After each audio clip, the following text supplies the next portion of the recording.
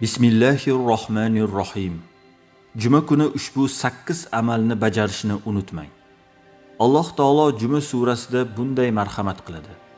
Ey iymon keltirganlar, Juma kunidagi namozga chorlangan paytda Allohning zikriga shoshiling va savdoni qo'ying.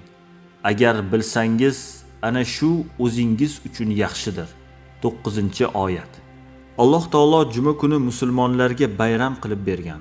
Rasululloh sallallohu alayhi va sallam quyosh chiqqan kunning eng yaxshisi Juma kunidir. Chunki bu kunda odam alayhissalom yaratilgan.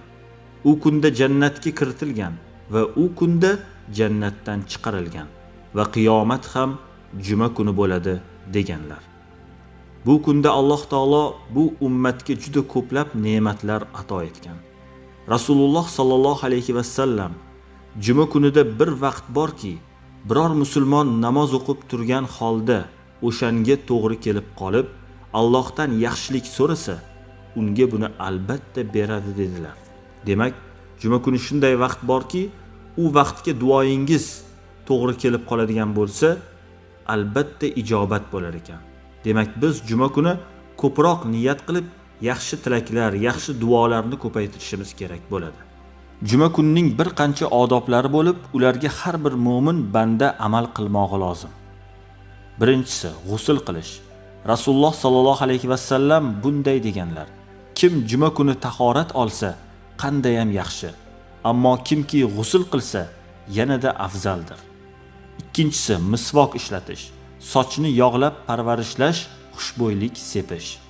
Uchinchisi, eng yaxshi va toza liboslarni kiyish. To'rtinchisi, masjidga shoshilmay, zikr aytib yurib borish. Beshinchisi, odamlar orasidan xatlab o'tmaslik. Oltinchisi, Kahf surasini o'qish. Yettinchisi, duolar qabul bo'ladigan vaqtni g'animat bilish.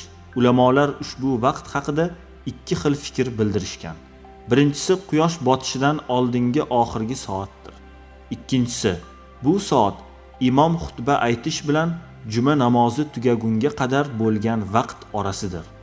8-si, Rasululloh sallallohu alayhi va sallamga ko'p salovat aytish. Rasululloh sallallohu alayhi va sallam menga Juma kunida va Juma kechasida ko'p salovat aytinglar.